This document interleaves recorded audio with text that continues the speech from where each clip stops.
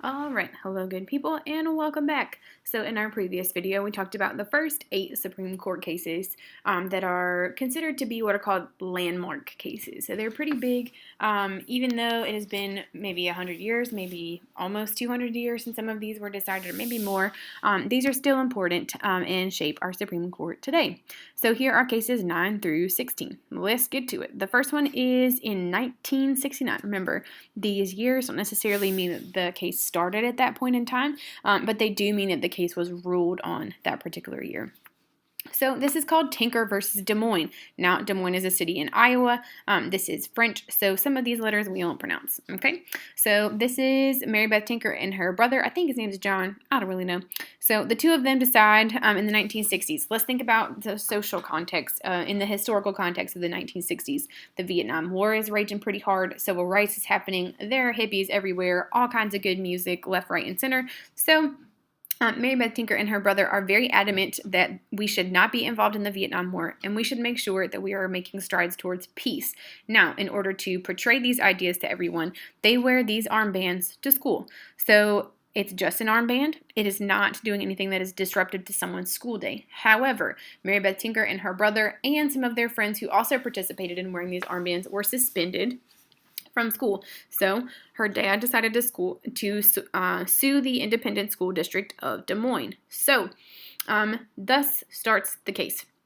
It works its way through the Iowa court system, and then eventually the Tinker's lawyer decides to write a brief about it and apply it to the Supreme Court, and the Supreme Court decides to pick it up. So the background here, obviously they wear some black armbands to school to protest the Vietnam War. They get suspended. The decision here, their freedom of speech in school is completely unlimited as long as it is not disruptive to someone's learning environment. Now, a black armband is not disruptive to someone's learning environment. It is a piece of cloth. Now, regardless of what regardless of your agreement with this particular stance on the Vietnam War, it is not disrupting someone's educational environment to have an armband on. So, the court decided to uphold the freedom of speech. This would be the First Amendment.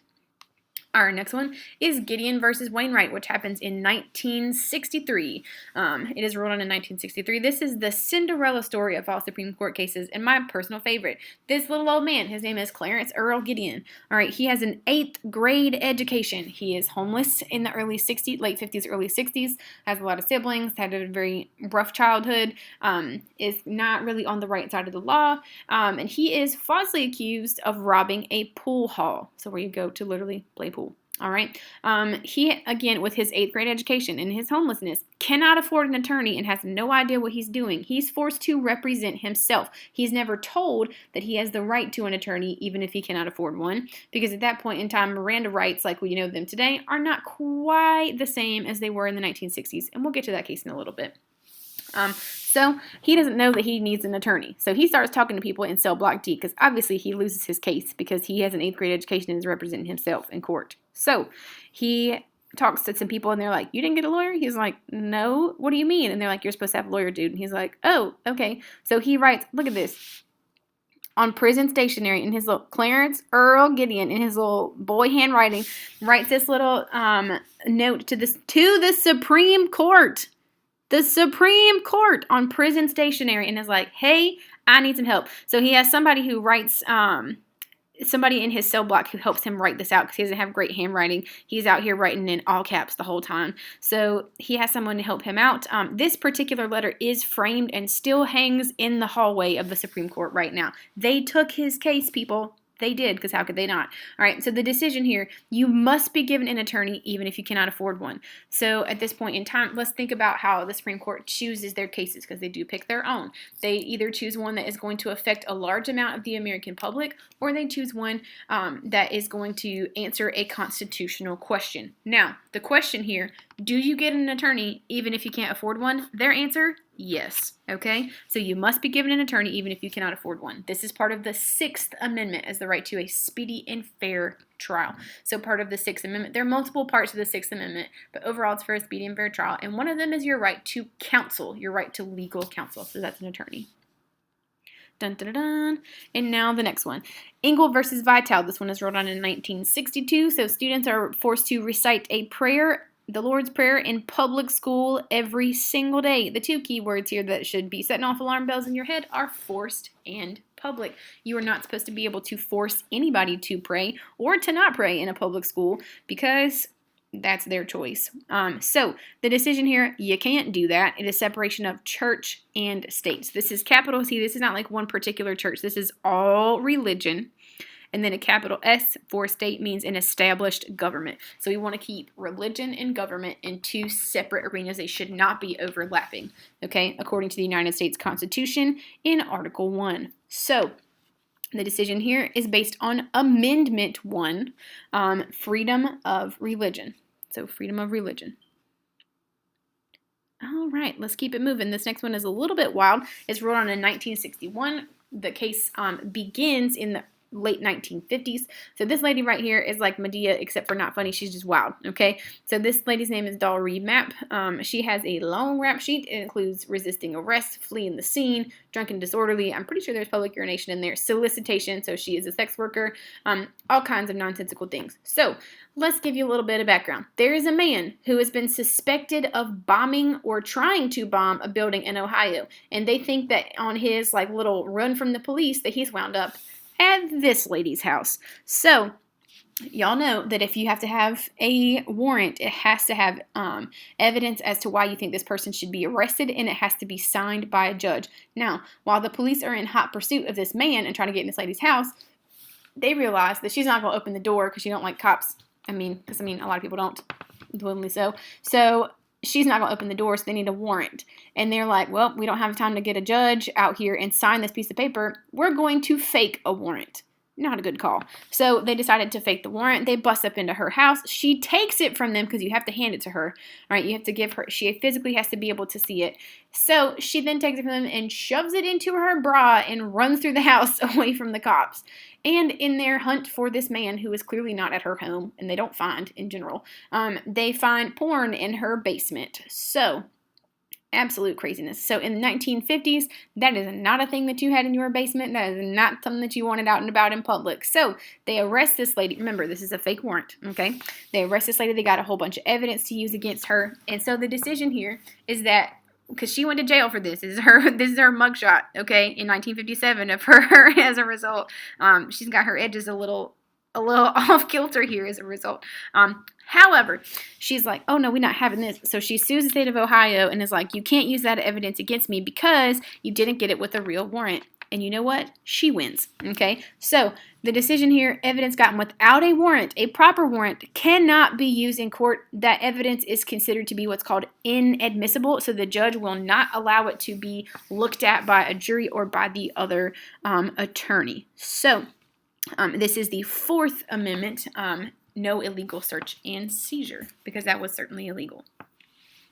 All right, the next one is a little bit more difficult to understand. This one is the Regents of the University of California versus Beck. I'm pretty sure his name is pronounced Beck. I don't really know. His first name is Alan, though, so we'll call him Alan. This is ruled on in 1978. It begins in the early 1970s. So this background here, this white man right here on the right, Alan, he's denied from medical school, not once, but twice from the University of California because of racial quotas. So instead of Alan getting into med school, a black man got into med school, instead of him, not once, but 2 times. Alan's pretty pissed. Alan says, this is not right, so I'm going to sue the university. And they sue him back. And this is the resulting case that goes to the Supreme Court. So what that means about a quota is that the medical school at the University of California, and this is not just at UC, this is at a whole bunch of colleges and universities, they had racial quotas in the 1970s in order to be in compliance with the Civil Rights Act in Title IX, and also be able to Title IX of the Civil Rights Act specifically, and also be a little more lenient with minorities getting into college. The whole reason that HBCUs exist is because typically only white people were allowed into college, and black people wanted an institution of higher learning, so they made one, okay? So having like a solid number of like, you must admit 30 black men, you must admit 40 white people, you must admit 30 Asians and Pacific Islanders, and you must admit 20 Hispanics, that's not constitutional, okay? So you cannot have a specific number. However, oh dang, I misspelled this, or I miswrote this. So it just said affirmative action is allowed, okay? Please pretend like that's not there, okay? So Quotas are unconstitutional, but affirmative well, I guess it's not unconstitutional. It is constitutional. It's fine. All right, so you favoring people of color for past government actions is okay. All right, if they have similar qualifications, you are allowed to favor a black man over a white man getting into medical school because historically speaking, black men could not get into med school because of their race. Okay, so that is affirmative action. This decision is based on the 14th Amendment, your right to equality and civil rights. All right, so our next one is Charlotte-Mecklenburg. All right, so Swan versus Charlotte-Meck Board of Education. It's ruled on in 1971. And again, this is post-civil rights movement. So towards the end of the civil rights movement, students in Charlotte-Mecklenburg were being bused to schools. We're talking like an hour and a half to 2 hours every morning and every afternoon on a bus. Not like across county lines, but across town, because there's so much traffic in Charlotte, okay, even in the 70s. Students are bused to schools to ensure diversity. So instead of you going to the school that's nearest your house and having majority white people or majority black people or majority Hispanics based on where you are, we have an even mix of races in every school as a result of busing. Now, one of the Karens of 1971 was pissed about this, so she decides to sue the Charlotte-Mecklenburg school system, and that girl lost because the decision here is that busing to integrate is 100% constitutional and it's okay. You have to integrate schools, and if you got to use a school bus to do it, go ahead, okay? Take that, Karen. All right, so our amendment here is, again, number 14. Look at the children, all right, and the Karens. Here is the Karens. Not the slums. Look at this. Raise something about my child. Don't take my child to the slums. Karen, get real, okay? Everybody needs somebody who's not the same color as them in their life. All right, so the next one is the New York Times versus the United States. This is, again, ruled in 1971. The background here, the New York Times publishes in a time of war, because we're at war with Vietnam at this point, which we shouldn't be, but alas, here we are. So the New York Times publishes some classified military papers about the Vietnam War. Classified here means that if you don't need to know, you shouldn't, okay? So classified means you have to have a certain security clearance in order to know this information. The New York Times gets a hold of some papers because somebody gave them to the New York Times, and they're like, here, people need to know. And they're like, okay, fam. And the Army absolutely loses its mind. So they sue the New York Times. The New York Times sues them back, and the New York Times wins, okay? The decision here, the freedom of speech, oh God, I should say press. Bless it all. Okay, cross that out if you already wrote it. So sorry, children. Please write freedom of press is upheld unless it creates a clear and present danger. Unless what you're publishing is going to give away like troop movements or the location of some secret battalion that's not even supposed to be a thing. If it's not going to endanger someone's life, you can print it and that's fine. Okay, so that is freedom of press, God bless, which is the First Amendment. Okay, I think this is the last one for this particular video. This is Schenk versus U.S. This is like the word sink, but you put a SH on it. So this is Schenk versus U.S. It's ruled on in 1919, so right at the tail end of World War I. Now, we get into World War I very late in the game, like the last year of it, but before that happens, we start drafting people in what's called the Selective Service. So this man, Schenk, is not pleased about this. He hands out these little circulars, basically flyers, that are like, do not enter the draft. Do not submit to intimidation. So he gets all upset, tells people not to join the draft, and at that point in time, telling people not to join the draft was a direct threat to national security, or at least the United States thinks it is. So they sue him, and he sues them back, and this is the case that gets to the Supreme Court. So the decision here, gosh, I can't believe I put speech again. Bless. All right, let's say press. So freedom of press is limited in times of war. So your freedom of speech, I guess you could put speech and press here, to be real, because he's out here printing things. So the freedom of speech and press are both limited in times of war. Not quite so limited in today's times, but they are limited in general. So that would, again, be the First Amendment. Researcher rights. Look at him go. All right, so that has been the second round of cases.